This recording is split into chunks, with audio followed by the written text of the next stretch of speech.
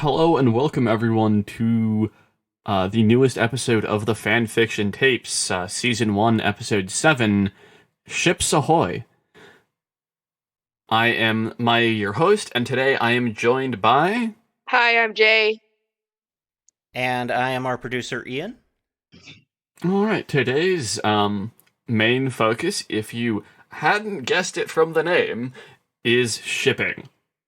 Specifically, we're kind of more focusing on romantic shipping this episode. Platonic shipping will be next episode. So, given that it's possible some of our listener base is not necessarily that involved in fandom, what even is shipping? Shipping tends to be when you take two or more characters and explore what kind of relationship is between them. Shipping is actually short for relationshipping, and shipping doesn't necessarily have to always be romantic, though it is most commonly used in that form. There is platonic shipping. There is familial shipping, like a sibling type relationship. There's like parental type relationships. It generally means relationshiping between fictional characters, whatever form that might take. Yep, that's a pretty good summary there, Jay. And something that I would like to address in the early part of the episode before we get into it. Shipping has a bit of a history of bringing out some of the worst in people. Oh, no kidding. Oh, yeah. No kidding. So many fandoms have had their ship wars. I've been driven out of fandoms for my ships. Yeah, given what I know about that, yeah. Yeah. So something we're going to encourage our listeners to do, and we ourselves usually do, don't read. Mm-hmm. If it's not your cup of tea, okay, move on. Please. Get on with your day. Yeah. There is a back button. Yeah, it's, frankly, usually it's fan fiction. Mm-hmm. That's where this rule comes from. If it's fanfiction, it doesn't matter. It's not hurting anybody. Go about with your day. I mean, if they didn't tag it right, then maybe if it's on AO3, there's a kind of, I think, form you can fill out for that. But don't go harass them in the comments over their ship. Don't. Just remember there's a human on the other side of the screen, too. Be kind, guys. Be kind. It costs $0. It really does. Yeah, okay, with that, bit of a downer, out of the way and hopefully properly addressed. Now let's talk about some of our favorite romantic ships, because today's episode is all about romantic shipping. Maya's been hearing me talk my ear off about Cachadora lately. I have been all over those two pretty much from the time that I started watching the show, like to the point where I was like, even when we got to a point where it was like, maybe these two aren't getting together, and the entire fandom was living in denial. I mean, I'm okay with that. I'll live in denial too. I'm pretty certain that's the bait we put on the hook to get you into the show. Yeah. We said they're lesbians, Harold. They are lesbians, and God, to be fair, I have always been a sucker for childhood friends to enemies to lovers. It's my favorite dynamic. And they have that in spades, and it's set in a nice science fantasy backdrop. So I was just calling my name because science fiction and fantasy, my two main things. And so what we have here is we have the hero, the self-sacrificing hero, but she's allowed to be a bit arrogant. She's allowed to be a bit cocky, even though she has her own like self-doubts and everything. You look at her on paper, if you want to describe her in a sentence, yes, she's like any other protagonist with like weight of the world on her shoulders and all of that. But that's why you can't describe her in a sentence. And what's more, she started off on the side of the bad guys, and she's been abused, and that adds a layer of depth influencing her actions. She's not just doing the greater good because it's the greater good. She needs a purpose. She feels like she has to make things right. And then we have that and the best friend who was raised with her, who was also abused. He was actually abused worse in a different way. Well, I'm worse depending on how you look at it. We got the Worse golden is child, hard to and define with Yeah. abuse. yeah, it is hard to define. Worse is probably a bad term for it. Yeah. You've got kind It's- of a golden child and and a scapegoat scapegoat. situation. Yeah, exactly. And for the record, favoritism is not safety. Being the golden child was not in any way safe. It was just a matter different forms of abuse. Though from Katja's perspective, it was worse because she was the scapegoat. And then Adora leaves. She finds this purpose, and she discovers that everything she was raised to believe hurts people, and Adora is not down with that. And so she leaves, and Katja's like, she's leaving me. I'm an afterthought. Even when she's trying to convince me to come with her, I'm the afterthought. She didn't take me with her initially. And so that creates an entire schism that kind of blows up the war. Really. It really does, because once Adora moves to the other side, Catra's like, fuck this. I am going to pummel these princesses to ash, and the Horde gets like exponentially better once Catra takes over, which I think is hilarious. And then they go through this whole thing, and they come back together, and they start communicating, and they've gone through so much growth. And both of them have called me out in so many different ways. So clearly, I have a favorite ship. Coming back around to this main topic, I am gay. I am gay for both of them. It doesn't hurt that both of them are like mask in different ways, and as a trans mask individual, whew, helpful. Very, very helpful to see that. But they're definitely my favorite ship. Beyond that, we have usual, like, in terms of mainstream ships, I like Kate Vi, I like Griddlehark.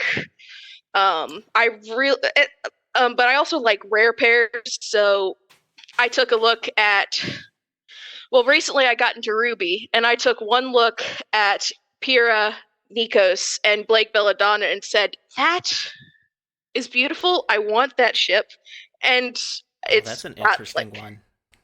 And it's only got 65 works. I have a spreadsheet, it's fine. 65 works on AO3, and out of that, only about 30% of those works are actually feature them as the primary ship. So it's a rare pair. But it's an interesting dynamic to explore, because you've got the girl who always runs away, and the girl who's constantly trying to convince everybody that they are better than who they think they are, And I genuinely think that there is some potential there if we could just get them to interact a little more, and if we got John out of the way. Well, it might help if Blake had more than 2 lines a season. Yeah, right? It would. It really would. I mean, it's... So I latched on to Blake and Pyrrha. I think my longest running rare pair, one of the first sapphic ships I ever shipped, actually, is Talia Grace and Reyna, and it is technically still a rare pair, especially after Trials of Apollo and the popularity of Reyna and Apollo for some reason. So Thane's my longest running rare pair. Talia Grace is kind of the definition of what you would think of when you think of a punk sapphic. And yeah, I know Rick isn't very good at giving the sapphics what they want. But but they're a lot like Kate Vi in their dynamic, actually. You have your distinguished lesbian and your disaster gay. Yeah, you have military girl, and you've got, doesn't play by the rules. Yep, you've got military girl, and you've got chaos, basically. But clearly I have some favorites in terms of dynamic. Because I also ship Camilla Hecht and Gideon Nav, aside from Griddlehark. I like childhood, knew each other since childhood, even if they weren't friends, to enemies, Cachadora, Griddlehark. And I've got Distinguished Gay and Disaster Gay, Thana, Kate Vi, Devect. They were the closest thing they had to friends. True, they were the closest thing they had to friends. And technically, Harrow specifically says that Gideon is her only friend, which, yikes. I mean, It's true, but also yikes.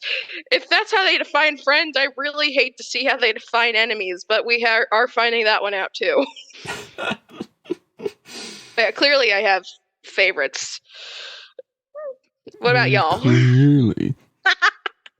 Hey, Adora. For me, I have a lot of different ships I like. A lot of them actually are usually the main ship for a work. I have a few that I think are rare pairs, but not really that many. Mm-hmm. I mean, the big ones for me, right? Griddlehark, Kate Vi, Catradora, Perkabeth, because I was also into Percy Jackson as a kid. Well, you see, the unfortunate thing for me was I used to swim as a kid, and, well, you've met me. You can see why I might project onto Annabeth. Yeah. I mean, the thing is, Percy drinks his respect women juice, and that's really my main qualifier for shipping a het ship anyway. I mean, no, I did ship Perkabeth. I also shipped Pipabeth, which is how I left the Percy Jackson fandom, but you know.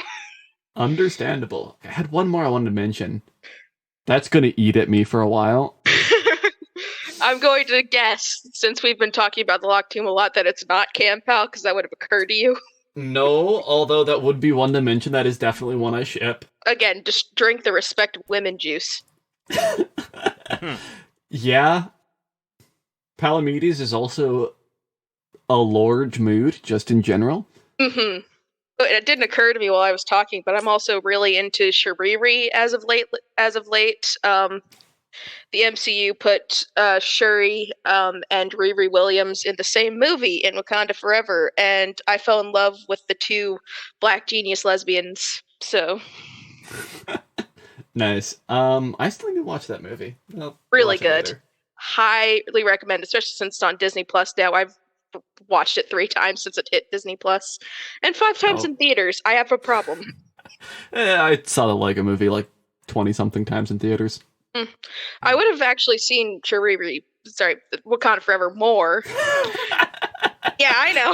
I know what I went there for. I would have seen Wakanda Forever more in theaters if I could afford to, so. Yeah, I was much younger when the Lego movie came out, so it wasn't really my dime. That actually did remind me, though, of the other ship I was going to talk about that was kind of mainstream for that work, which was Avatrice, which is Ava and Beatrice from The Warrior Nun. I really need to watch that. I've been, especially considering everything going on with Netflix, but I do need to watch that. Oh, it's so good. I mean, it's also, canceled because Netflix is cringe. Yeah, I know. Again, the whole thing with Netflix is kind of making me anxious, especially with the account thing, so I might need to get on that already. Netflix, do better. Stop canceling the gays. Right? I mean, I hate that the only really gay thing that we have on Netflix that didn't get canceled, they had to wait until season 5 for the fucking kiss. Well, I mean, hopefully with Arcane we'll get some more. I pray, because dear fucking gods. Granted, we have no guarantee that Arcane won't take the Catradora strategy and wait till the final season anyway. That's true, but given that they already know the fandom is invested specifically for that ship and seeing kind of the culmination of that, I don't think they'll do the same route. I mean, they kind of did that with Warrior Nun, though, for what I can tell. So I kind of, but they were also planning a season 3. Like, season 2 was very clearly not the end of the show. At the end of season 2. And that's part of why I think the fandom has gone, like, turbo nuclear. Oh, yeah. over the cancellation. I can tell. It's all over my Twitter feed, and again, I haven't even seen it, so it's not like I tailored my feed to that. I haven't even tailored my feed to it, and it's all over my feed. And I think this might actually be a good segue into something I kind of want to talk about from the perspective of writers. and with 4 almost kind of leading out of the fanfiction space, and 4 writers who are trying to get published in more traditional means, as well as self-publishing, but folks who aren't going to AO3, folks who are telling their own stories, is advice we might have for them. Because, as we mentioned, shipping can get toxic. Mm-hmm. Yeah. And at least, I think, was it Tamsin Muir bullied out of her own fandom for it? She was. Yes. Okay. I was not aware of that. What? I'm newer to the fandom, so I only know what I know secondhand, but apparently the fandom got all up into her business about who she had a relationship with and what label she was calling herself by. And it got so bad that she was driven off of Twitter. I think driven off of Tumblr, maybe, at least temporarily. The only place we ever really found her on the reg is when there are like Reddit author things, like the author AMAs. platforms. Yeah, AMAs, thank you. And that's about it. We don't really see her on the web at all for a reason. Yeah, that was before I even got into it. Okay. And I was into the series for a good year or two before I started. I don't quite want to say Bible thumping, but Unfortunately, you were not one of the ones who got me in. Considering the series, that's kind not of an accurate, inappropriate term. yeah, no, I only really started advertising it to Ian and some of my mutual friends with him after our little Bone server sprung up. Mm-hmm. Yeah, no, Cam and Ollie kind of perpetuated it, though JJ inviting me to be an admin and help set up the Bone server definitely helped. Yeah. The fact that after you started advertising it to me, around the same time, it started popping up all over my Tumblr feed. Well, I mean, it kind of blew up in popularity again after Nona, but like the good kind blowing up in popularity. Like most of the toxic people had already jumped to the next thing, like because Harrow was during COVID, because like 2 years of like nothing, and then Nona came out, and suddenly the feed's full of TLT. But most of the toxic people are still gone, thankfully. And it's been a really interesting experience. I haven't seen this in fandom a whole lot. Yeah, I think I was in the fandom early enough that Harrow was still mostly available via hardback. Mm-hmm. But late enough that my copy of Gideon was a paperback and Harrow was out. I only got into the series after Harrow was out, because I bought Gideon and Harrow together. I got in, I think, 2 months before Harrow came out. So not that long. Sorry, before Nona came out. But so not that long. Yeah, unfortunately, I don't know when exactly I got into it, because pandemic time is a lie. Yeah, it is. It really is. 2020 or 2021, one of those 2 years in the winter of. Mm-hmm. So it's like December of 2020 or December of 2021. I don't know which. Time is an illusion, especially during COVID. God, yeah. Right. As we got to... We kind of got a little sidetracked. little sidetracked by a little bit. One of the favorite little brain goblins. Mm-hmm. So for writers who are writing ships, there's advice, and not even necessarily advice, I would say, that I've seen passed around, but a kind of almost like a institutional knowledge kind of thing from, and this I've mostly seen this more with animation studios, of kind of they want to keep baiting the relationship for a while, because they're afraid that once you get the kiss to happen, people aren't going to be as invested. People are going to drop out. Mm-hmm. That's... Miraculous Ladybug's a good example of this. Oh god, I forgot I'm in that fandom. I'm technically not in the fandom. I stopped following it very hard after like season 3, but I know what's going on. I haven't kept up with the current season, but I need to get on that. But Miraculous Ladybug is a wonderful example of this, because we all know they're going to get together, and it's just, this is the slow burn from hell. This one feels like a bit more of like slow burn than outright bait, but there is a line to walk there. I mean, Yeah, there is a line to walk. they did some outright baiting, especially with like Chat Blanc and all that.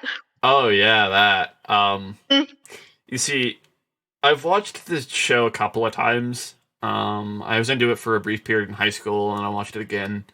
Um, some time ago, actually, shoot, I don't know how long ago that was. Because I kept getting like stuff about it on my Tumblr feed. I was like, fuck it, I'm just gonna watch the show again. So I watched the whole show in a period of like a week. Mm. And the baiting does feel different when you just binge a media, but that's not a really good way to consume media, and that's definitely not a way to drive fan involvement. But that's another conversation. Yeah, the point of bringing this up was don't do that. Your fans can absolutely go rabid over a ship that is actually there. And they will. Yes, they gestures absolutely to will. the entirety of Percy Jackson. Yes. Also, Arcane. Mm. Right. Mm-hmm. Riot and Fortiche went into that knowing that there was significant fandom support for K5. Mm-hmm. And there's been a lot of phenomenal stuff produced in the fandom under the assumption of a relationship already starts.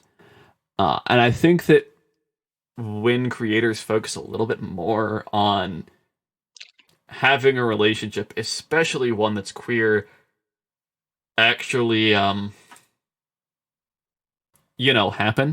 Mm-hmm.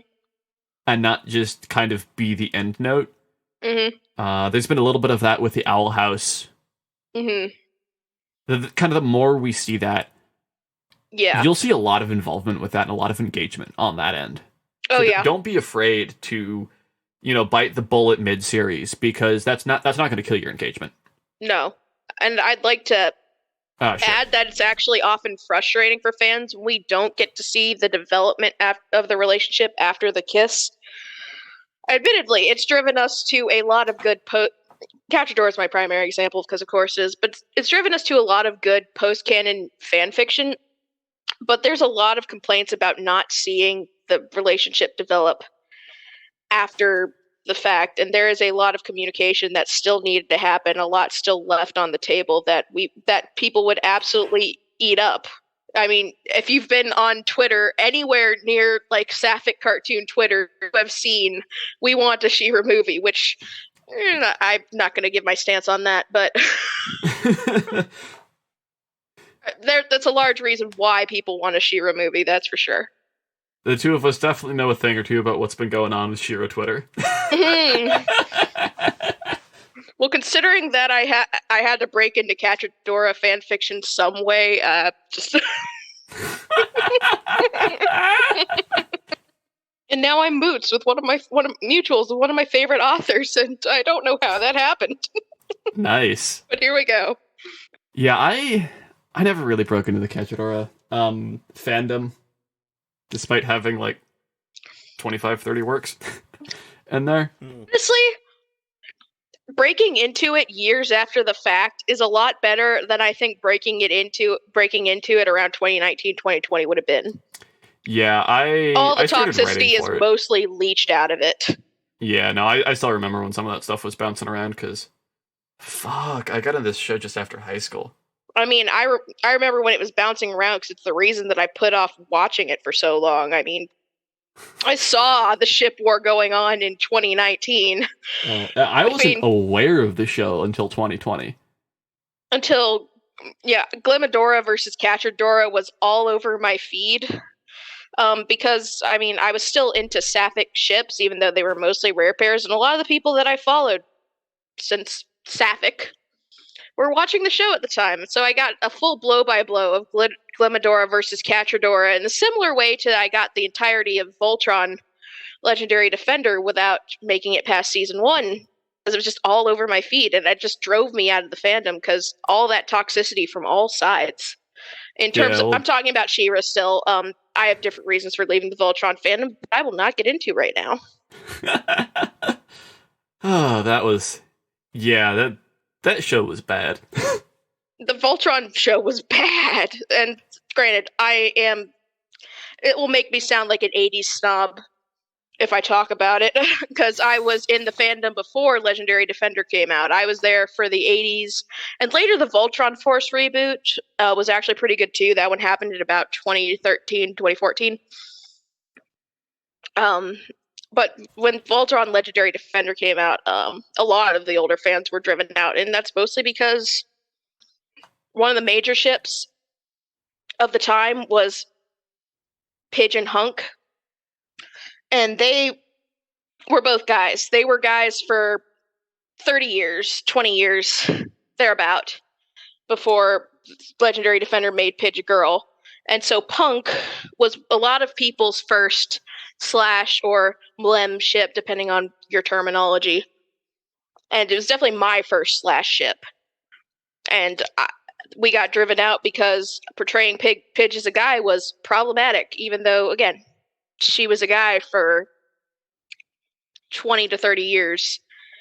And I said I wouldn't get into it, and I got into it. That's probably a little bit my fault. And, I mean, they really could have done something based there and made Pidge trans-mask, and that would have been based. Or even trans-femme. That still would have been based. If they had just... Yeah, that's actually where I thought they were going with the open of the show. I recall Steamed and I watching that and go, okay, so Pidge is trans. All right, cool, cool. We like this. And then it was just never developed. Again, I would have less problems with it if Pidge was trans-mask or trans-femme instead of a cis woman for some reason. For some reason. I am staring into my microphone as if it is the soul of Netflix XX right now. But yeah, it would have been... But then a lot of us who were there for older in the fandom, for whom were very attached to Punk, we were kind of driven out by people who were newer and also attached to Punk. Because they called us problematic because we were making Pidge a man, and no. And yeah, again, this kind of brings up the toxicity in fandom. So for those of you who are in fandom or who are interested in fandom, if you think it's problematic, just leave it alone. Don't touch it. There are mute functions and blocks and filters. Social media is so easy to tailor these days. Yes, AO3 is wonderful because if there's something you don't want to see, you don't have to. No. You really don't have to see it. I mean, I will say I'm not a big fan of Harryanth or Kirianth. I've got both those words muted on my Twitter, and that's fine. And I don't go seeking out the damn shippers or the content and hating on it. I mean, actually, a lot of the art is damn good, even if I don't ship it. It's just, we have different preferences. That's cool. We can chill and let chill. Yeah, that's definitely something that so much of fandom needs to learn. I think part of that's because you get involved. A lot of folks get involved with fandom, and the you there was like you general. When you're young, it's also gotten worse after COVID. Like everyone just like admittedly during COVID, a lot of people didn't know what to do with their lives because we were in quarantine. So a lot of people leapt right into fandom, but a lot of people didn't bother learning etiquette at all. Called a lot of us who are older in fandom, like, well, first of all, old. It's part of where this conception about adults not being allowed to be in fandom came from, actually. I've been in fandom for 10 plus years. I can tell you about the stark contrast between pre-COVID and post-COVID fandom, and it's stark because a lot of people just flooded in at once and didn't bother to learn etiquette, and now fandom has become that much more toxic. Like, admittedly, especially anime fandom was toxic to begin with. Yeah. But now it's kind of leached into overall fandom. Like, it was not this bad in literary fandom, or a lot of television fandom that wasn't animation-based, until lately. It's really bad, and I kind of hate it, because if you'll just listen to your fandom elders, you're going to have a better experience, because we've been doing this forever. And I'm only 20. The fact that I'm considered a fandom elder is horrifying. Okay, boomer. And this is funny, because I've only been in fandom since actually a few months before COVID hit the US. I joined the server where Ian and I met, which is a fan space, early in January of 2020. Yeah, no, it's been my life for more than half of my life. I actually got into fandom, joined the Percy Jackson fandom on Pinterest when I was 10. I know.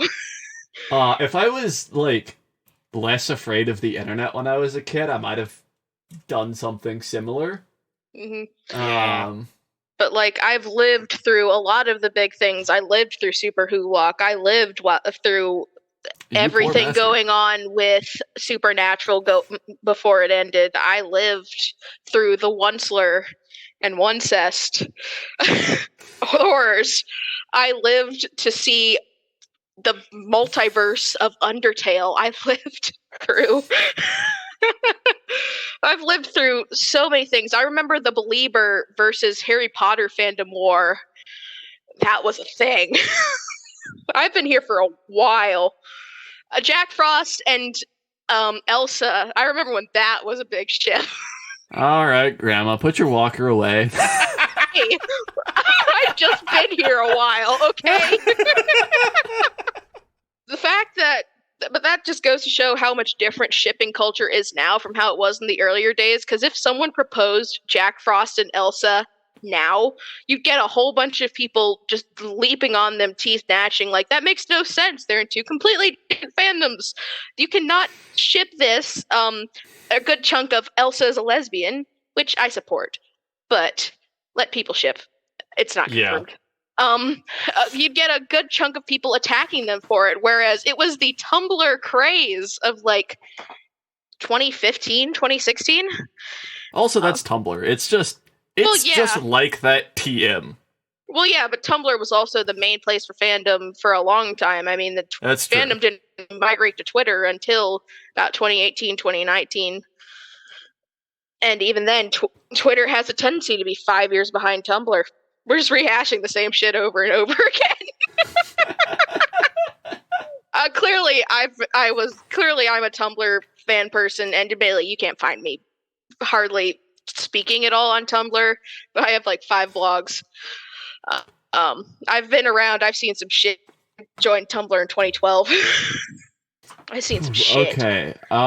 There is one last thing I wanted to talk about for a main talking point for this episode. And kind of talking about components of shipping, which is a weird way of putting it, and the notes that I wrote for myself don't help. The notes, for context, are think like Harry Anth versus post-canon Catradora. Mm-hmm. Which doesn't really mean a lot if you aren't in those fandoms. I tried explaining this one actually to my friends because I was rubber duckying this episode a bit. And I compared it to Saint Osiris versus Mara and anyone else, and that's most of you won't get that. That's a Destiny reference. Yeah, I have no idea what the. But it's kind of two things I've noticed in a lot of the ships that I have either been in or read for is this is not quite a binary. Fun fact: not a lot of things are binary, like ASP. That there is two common components of ships, usually mutually exclusive, but not necessarily. Mm-hmm. I can fix them, or I can make them worse. Oh yeah, and honestly, it's not necessarily mutually exclusive, provided you have the right person writing it and or shipping it. Looking over at Glitra. Yeah, like I said, it's not necessarily mutually exclusive, but frequently they are not found together. Mm-hmm. And I think they're an important component of, why people want to stick Blurbos in the microwave. The two favorite shipping dynamics that I've seen are actually I can fix it or I can make them worse. A good example of I can fix a reason why I ship a rare pair because I can fix it is Pura, and which is Blake and Pyrrha from Ruby, because that's a good example of I can fix it as opposed to where is my PowerPoint? Yes, I have a shipping PowerPoint. It's fine. A brief interjection while you find that is for listeners who may not be familiar with the Ruby fandom, all three of you, Mm. Yeah. Yeah, I think most of our audience is from the Crow's Nest. Mm. likely, yeah, Crow's Nest and an arcane adjacent fan server. Mm-hmm. And most of the folks in there are, I think, at least tangentially familiar with Ruby. Anyways, the Ruby show has the fandom around it has this really I don't quite want to say unique because I'm aware a few other fandoms do it, but it's one of the few I've seen that do it, where they produce names for ships that are not the traditional ship names. Ship names, for the grand total of 2 viewers who are not familiar with them, at my parents, are usually a combination of the names of the 2 characters involved in that ship. The portmanteau, typically. Yeah. Yes, typically. But Ruby is weird, and the fandom is not like the other girls. Yeah, they've decided to make everything like words, just like words that might vaguely represent the characters. Like, for example, Ruby and Weiss is ice flower, or White Rose. or White Rose. White Rose is more popular. White Rose is more popular, but I've seen ice flower frequently because it's their name. It's the name of their move, isn't it? Yes. Yeah. Ice Flower, I think, is the older one. Like, this started like back when the color trailers first came out. It's been going. Yeah. They've been crazy like this for a long time. Mm-hmm. And then you have some that you don't know how they got there, like Ruby and Yang as Enabler. I think that dates to a particular person's in-joke on Tumblr. Yeah. Anyways, yeah, so there's names. They usually have some level of meaning for the fandom with the characters, but not always. In this case, Purra is a kind of play on Pyrrha's name, with Purr, because Blake is a cat. Cat person. Yeah. Basically. Yeah, it's go watch it. It's actually pretty good. Just stay far away from the fandom. At this time, I cannot condone support for Rooster Teeth. I never said you had to watch it legally. This podcast does not officially endorse piracy. Anyway. Yeah, it's a show I've enjoyed. I've gotten a lot of fun out of. I've gotten a lot of phenomenal friends out of it, including one of them right here at Ian. Hi. I just watched it like in December, so I'm a lot newer and I'm exploring everything from a distance, because even though I didn't watch the show until recently, I've been in know of the fandom again for years, because fandoms like to overlap and there are pipelines for a reason. Oh, I should probably toss you the fan fiction rec sheet from the Crow's Nest. I mean, if you want. I don't really pursue Ruby fanfiction a whole lot unless it's one of my rare pairs, like Purra or Pfennig, which is Winter and Penny, something like that. There's a lot of material on there. There's probably something you'll like. Fair. It's I think honestly don't really pursue the main ships for some reason. Ruby's just not one of those fandom that attracts me to fan fiction on the main ships. Like, I like the main ships. I'm a big supporter of Bumblebee, just not the fan fiction for some reason. We just talked about, I just brought up an example of a ship that I ship for the sake of it being I Can Fix Her.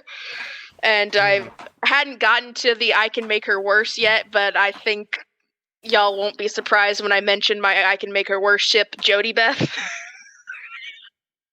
Judith Deuteros and Corona Beth Tridentarius, they can make each other so much worse. Yeah, they could. And I love this about them. I love it for them. Yeah? I don't know what you want from me. This is how it goes. I am a multi-shipper. Yeah, I know you. I'm a multi-shipper from hell. I've got entire ship charts for all of my major fandoms, dictating how I envision the ships, and most of the time they are some sort of massive polycule with branches everywhere. It's fine. I've got a lot of ships, a lot of them, in every fandom. Now, here's the funny thing. Recently, I saw that some of the anime fandoms have taken to calling polyships multi-ships. Don't do that, guys. they are different things. Multi-shipping is like, you take your Blorbo, you ship them with this character and that character and that character, and maybe sometimes you'll throw them into a polycule for good measure. But that's very different from a polyship, which is a ship that consists of multiple characters. They are different things. Please stop conflating them. It makes everyone confused when I say I'm a multi-shipper. I'm speaking as a polyamorous person. Don't do that. Call them polyships. Thank you, Jay. That is actually a really good thing to bring up. Because I think it's definitely possible that just given the nature of this podcast, there will be folks who are newer to fandom listening, my parents aside.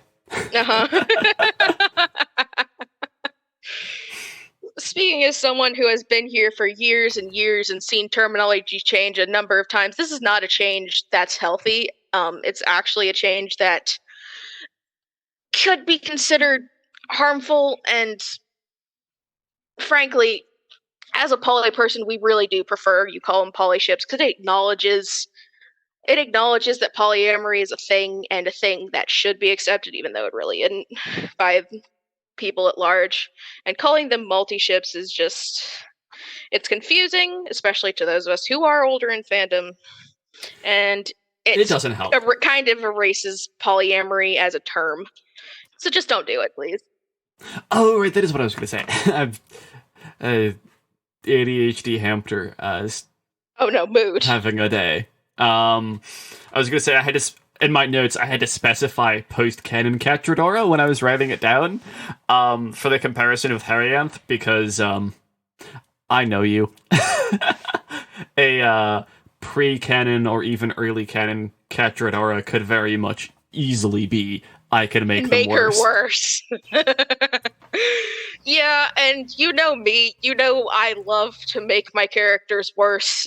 I mean, it's just how it is. Even if I'm shipping and I can fix them ship, there is a chance that if I write fanfiction about it, I will make them worse anyway. Women are hotter with blood on their face. That's all I have to say about it. Oh. Definitely agree. Preferably if the blood is not their own. I will take the blood as their own, but preferably if the blood is not their own. As you can tell, I am very much into murder lesbians, and I think that in terms of fan fiction, we should be more accepting of writing the lesbians in murderous ways, because it's fiction, guys. Writing about something does not condone it in the IRL, and I really think that we have missed that, and again, post-COVID fandom. Yeah. Writing something is not condoning it. Writing something is writing for entertainment. You guys watch violent shows. You condone violence? Maybe. Okay, so sometimes the violence is justified, but in general, if you watch like Human Centipede, I guarantee you do not condone whatever the fuck that was. Just because I play a lot of Arma does not mean I support the military. Exactly. So just if you as a consumer are consuming something, that doesn't mean you condone it. Well, think about it in terms of the creator. Do you really think the creator is condoning whatever the fuck they're writing media about? There is a lot of the time media is commentary.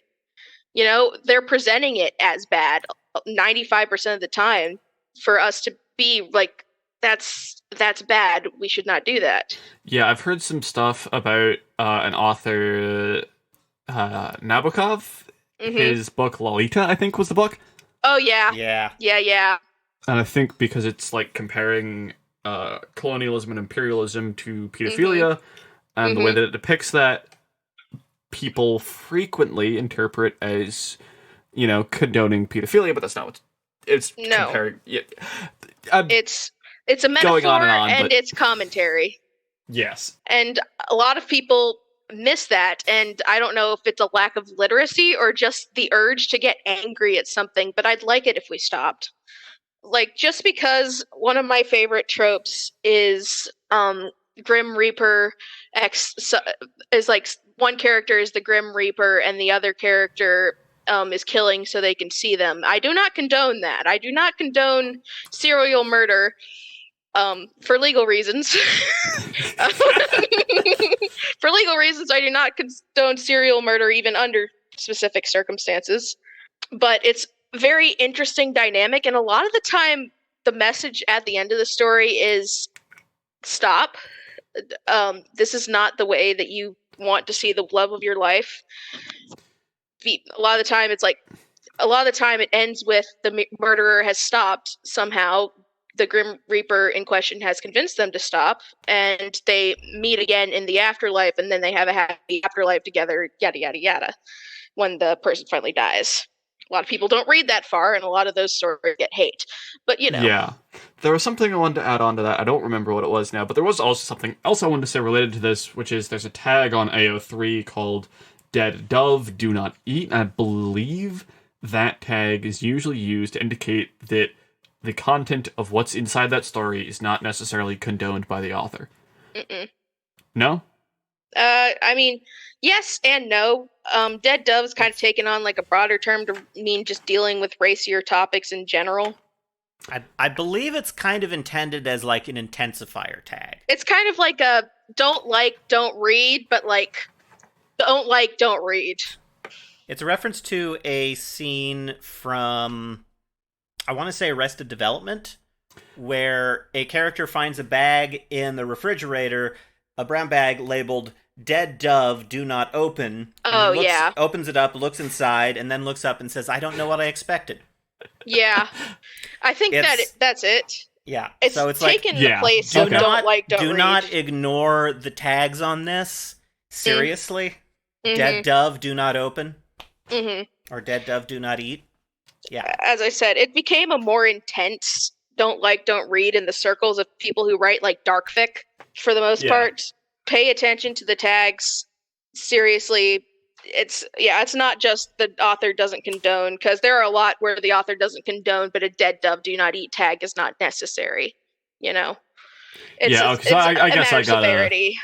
I got a wrong impression on that one somehow, which not the first time that's happened. I believe for probably 15 years or so, I was under the impression that amused and bemused were the same thing.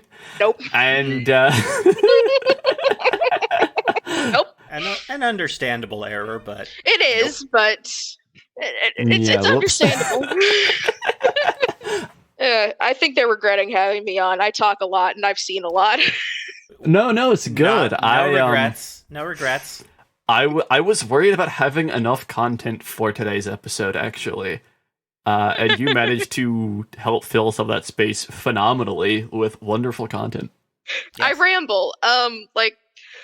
There is a reason why I've considered just taking my ramblings onto TikTok. I haven't yet, but eventually it's just going to get too much, and I'll do it eventually.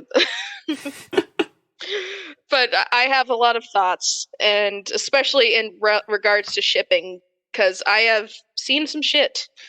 I have been through so many fandoms, and I have been driven out of a number of them for shipping. So back to the toxicity, don't. Yeah, I think that is actually a good note to kind of end our main discussion on, is just a reminder for people. If you don't like it, don't read it. Just leave it alone. At the end of the day, is it really worth your time to go harass other people over something that's happening on the internet? Especially if they enjoy it. The answer to that question is no. I mean, is it worth it to ruin someone else's enjoyment of something? I mean, it just makes both of you feel bad at the end of the day, and let's try and put a little more love into the world. Yeah, just be excellent to one another. I mean, treat everyone else with respect. Chances are they'll treat you with respect, and if they don't treat you with respect, there is a block button. Yeah, that's a good way of putting it. There is a block button. Is a little new to AO3, but it's there. It is there. There's a reason I have the moderate comments function on all of my fics. I have them on most of my fics, the ones where I think I have to worry about it. Some of my fics are fluffy enough that I can't possibly see how anyone will hate on it, so I don't. But there were some bad experiences that a friend had in the Ruby fandom. So Oh, yeah, that's fair. Again, I'm blatantly avoiding writing for the Ruby fandom. I might write Pura at once, in which case I will absolutely turn on comment moderation. But that's probably going to be about it. yeah, I mean, I haven't needed it yet, but I've only done 2 fics for Ruby. I don't plan on increasing that number anytime soon. I mean, it's one of those fandoms where the toxicity is so seeped into it, even after how long it's running, after how long it's been running, and how much it's changed. It's just it's not going away, unfortunately. Yeah, we're coming up on a decade here soon, aren't we? We are coming up on a decade here, like really soon, and also the Volume 9 announcement. The Volume 9 supposed to drop later this month, isn't it? Yeah, on the 18th. The 18th. Wow, I thought it was the 28th. Woo! Oh, wait, this month? This month. February 18th, 2023. Volume 9 debuts on Crunchyroll. Yep. Right. Yeah, well, I know. I suppose it's time to drop my first subscription. Not doing me anything anymore. Red versus Blue got, things happened to it, and Ruby's not there anymore. Yeah, that's fair. That is fair. Back to, I think, what I was trying to do. Ian, do we have anything in the mailbag? I was checking that earlier. Not really. I would like to thank Shand for commenting on our Gideon the Ninth episode on YouTube. That is a series that I think you can probably safely spoil yourself because it is so insane. So go ahead and listen to that episode, Shand. Yeah, it's... I told my parents the same thing. My mom's trying to listen to it on her commute. Yeah, it's a series that even if you're spoilered on it, your enjoyment isn't going to really be hindered or harmed in any way. Well, exactly. That's mostly because most of us have no idea what's going on while we're reading it. Like, the fandom is a lot of actual speculation on what the text actually means anyway. So you're going to get a passage of text, and much like the Bible, you're going to get 5 different opinions on it.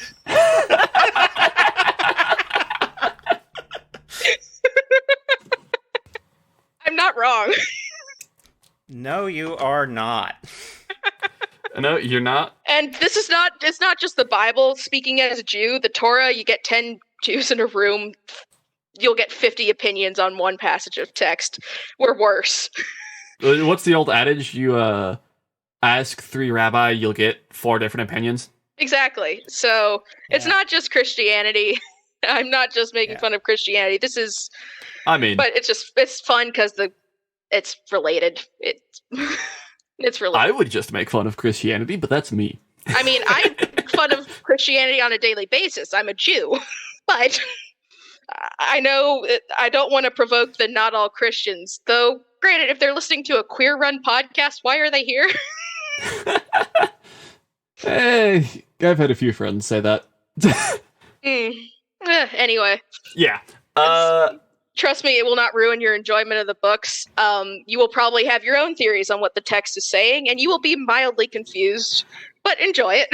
If you're a Christian, honestly, frankly, I think the series just flat out has bonus content for you. Mm-hmm. Especially if you're a Catholic. Yeah. The author, I believe, was raised Catholic. I don't know if she's still practicing. I think she's still practicing, last I heard, anyway. But... And that has definitely influenced the way she wrote the series. Mm-hmm. It's the lesbian Bible, but cooler. Basically. Okay, I say that, but I haven't even really read the Bible. I got bored in Genesis. I read it once because I get a lot of people arguing with me. I live in the Bible Belt. I get a lot of people arguing with me over whether or not I should be a Christian, and I like to refute their arguments with their own arguments. Unfortunately, I'm not as skilled. I'm due for a reread, so I can do that. I'm not as skilled as I used to be, but... Before we get distracted by the ADHD hamster again... we all have Maya, it. I think you have a challenge for the listeners this week. Yes, I do. And this one is for primarily fanfic writers, but if you aren't traditionally a fanfic writer, I would encourage you to get in on this one, because this one's kind of challenging. Write for a ship that you don't yourself ship. I have tried this a couple times. It's hard. It's hard. I have not been able to do this myself. No, it's hard. Either I end up, by the time I'm done, I end up shipping them. Yep. Or I just don't finish. Yep. For example, I was doing this with Mertrapta and ended up shipping it, so... That's an oddball right there. Dang. I mean, I can see it. Yeah, I mean, the idea of a Ruby AU just hit me, and you influenced me in the Scorfuma AU. And again, I was not intending to ship Mertrapta, like actually ship it while I was writing this, but I just wanted it for the drama, and here we are. And now I've read every single Mertrapta fic on AO3. Help me. I can't exactly help you, given that I wrote a Catcher Adora Double Trouble fic. Yeah, and you ship as it a now, joke. don't you? By the end of the work, I shipped it, and I'm like... This is why I'm not writing Adorpia or Catradorpia. I refuse. Yeah, the trouble is, I'm pretty certain I'm still the only author on AO3 who's done something for it that isn't either porn or lead up to porn. I was like, no, I want to read stories. But it's really hard to write something for ship that you don't, for something you don't ship without shipping it, and that's kind of why I'm procrastinating the Camilla Beth ship, the Camilla Beth fic that I wanted to write for JJ, because it's not really one I want to ship. Yeah, I still need to do my my Christmas gifts for folks, because I think Sarcast asked me to do Melvika. Oh yeah, and that's another one that I refused to write, because I mean it's cute, but you don't want to get drawn into it. No, I'm good. I love the idea of the ship. I don't need to go down another rabbit hole. It's one of those things. And then before we go through our outro, Ian, did you have anything? No, I just want to invite Jay to share any of your social medias or fan works where our listeners can find you. All right. Well, if you want to read some stuff I've written and stuff that I will be writing in the future, my AO3 is AlphaJ071. Twitter handle is the same. If you want to contact me on Instagram, I don't really post anything there, but also AlphaJ071. If you want to talk to me about my fics, my fic Tumblr is AlphaJ071. I use the same handle for everything so people can find me easily. Convenient. It's very convenient, right. yeah. And just be kind out there, y'all. I'm happy to engage in healthy conversation. And if you ask me about Catradora, we will be here for 24 hours, at least. Okay. All right. And normally we would have, because we're trying to do February for Black History Month, we're trying to feature works from Black creators. However, the comic that I had ordered that I really wanted to at least start before I talked about it on the show still hasn't gotten here. Crummy mail system, maybe also the fact that I went a little cheap with it. But hey, I'm a college student, okay? I spend more time on this than my actual job. Yeah, that reminds me. I should celebrate Black History Month by posting more about Shariri just on my Twitter, because I love them. Black genius lesbians. What comic did you order? It was one of the ones you told me about by Iron Spike Comics, I think. Okay. Unfortunately, I have a brain like a sieve. Fair mood. So I don't actually remember the name of it. It was a fantasy one that seemed interesting, and I got it because I usually like to read the Weekly Roll, which is a like D&D webcomic. I know it's popular on Reddit. I don't know if it's anywhere else. And it is on hiatus at the moment, and I need something else to fill my regular fantasy consumption need. All right, I think that's it for today's episode. Yeah. We are all out of ink, and I really need to drink water. Yeah, that's fair. So thanks for having me, y'all, and, I'm available if we ever want to talk fandom again. I've got experience. Absolutely. It was great to have you on the show. Mm-hmm. And we'd love to have you back if you ever want to be back. I am and have been Maya. And I'm Jay. And I have been Ian. And we still don't have a proper outro. Bye.